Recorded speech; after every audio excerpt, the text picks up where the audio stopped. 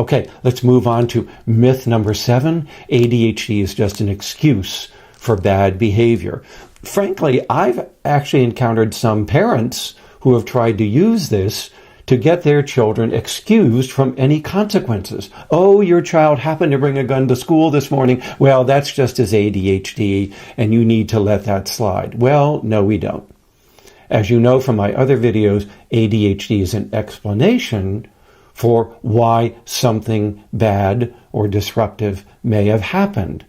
But it's not an excuse for absolving the individual of the consequences for their behavior. And you can see that in an earlier video of mine where I talk about this issue of holding people accountable even though we understand why the behavior was more likely to happen. There are ways to prevent it from happening again. So, no, it's not an excuse, but it is an explanation. Now, myth number 8, medication is just a stopgap or band-aid approach to management. Now, Dr. Mattei mentioned this in his book, Scattered Minds, that medication is not the way to go, that it's a short-term solution, that it papers over or covers up the real problem, which in his book, of course, is the bad parenting that leads to stress and trauma of the child, which interacts with their sensitivity in the child, and that leads to, boom, ADHD comes out in the individual. It's rather silly notion. I'll address it again in a later video. I've already talked about it once, about a year ago on this channel, this idea of ADHD arising from bad parenting, stress, and trauma in the parent-child relationship. But back to this one. We know that medication is more than just a stopgap or band-aid. We know that it goes into the brain, that it helps to readjust the neurogenetics,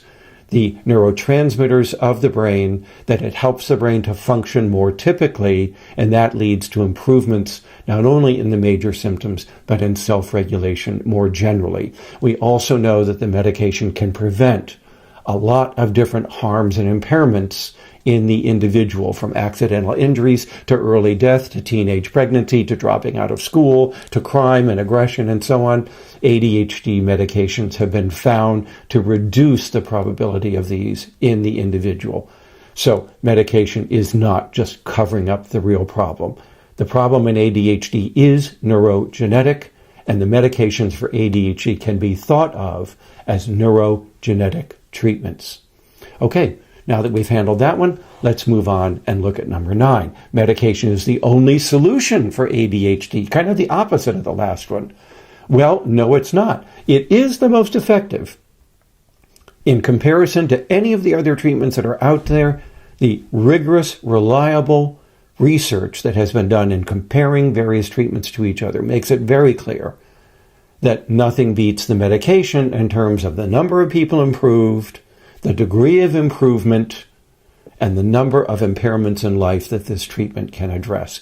But it's not for everybody. 10 to 15% or more of people don't respond to the medications that are on the market. Other things need to be done for them, but it's quite effective. On the other hand, there are many other things that we want to see added to medication. One is education. Get yourself and your family educated about the disorder. It's kind of like diabetes. If your child had diabetes or you had diabetes, first thing, you would read about it, learn about it, so that you know what it is, and that allows you to better understand and manage it.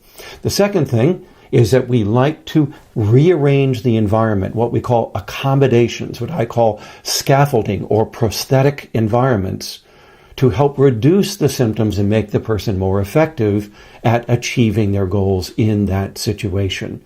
The third thing that we talk about is, of course, the modification of behavior where possible, working with adults with cognitive behavior therapy, working with children and their families around behavioral parent training, around classroom management programs, and so on. All of these behavioral solutions are designed to help manage behavior better and therefore reduce the symptoms. So there's lots of things we can do out there. In addition, we've talked about exercise. is very helpful for the short-term coping with and managing ADHD. Some research suggests that maybe mindfulness-based practices might be helpful. We could use some more research on that. It's looking promising. It's certainly not a panacea or an alternative to medication, but it might help some adults in some cases. We've talked about adult ADHD coaching on this channel as a helpful supplement to your medication to help with maybe transferring from cognitive behavior therapy sessions out into the real world. Coaches deal with you more often and can help you more often meet your goals and fulfill your treatment plans and so on by contacting you more often and making you accountable. So enough. There's plenty of other non-medical interventions for ADHD. They're not as effective, but they are complementary in the sense that they help in addition to whatever the medication may be doing. Okay, let's talk about the next one. I'm just going to back up here a minute. People with ADHD can't be successful. We can dismiss this right away. Just Google ADHD success stories, and you will see a litany of celebrities, of athletes, of professionals and others, entrepreneurs, business leaders who have ADHD and have been successful. So I don't need to go into that. I have a post a couple of months ago where I talk about some of these success stories. And you can even look at my one a month ago on celebrities with ADHD. How about this myth? People with ADHD can't complete college or professional education programs. That is patently false.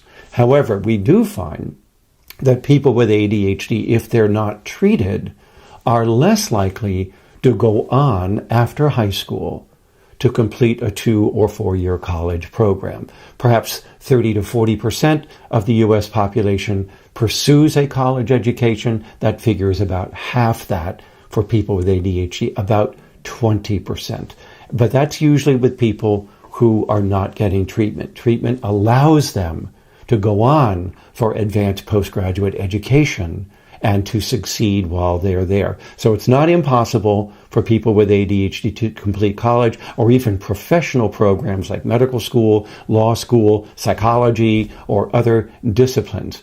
They're a lot less likely to do so, but not impossible, particularly if they are highly intelligent and they have treatments and accommodations available to them. Here's another one. ADHD is a category. Either you have it or you don't. Well, that's kind of the way the DSM-5 presents it, doesn't it? Here's all the criteria. If you meet them, you get diagnosed. If you don't meet them, you don't.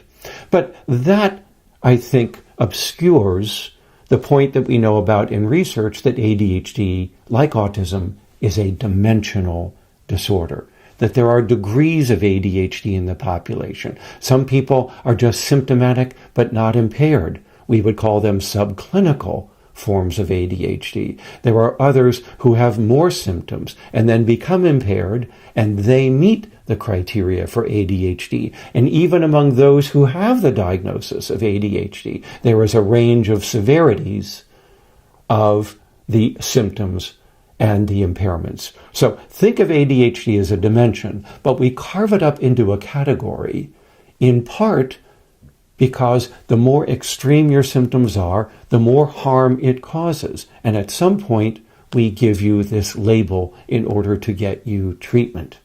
The other thing to keep in mind, as I said in my earlier lecture on ADHD as a real disorder, is that we have to make categorical decisions in life.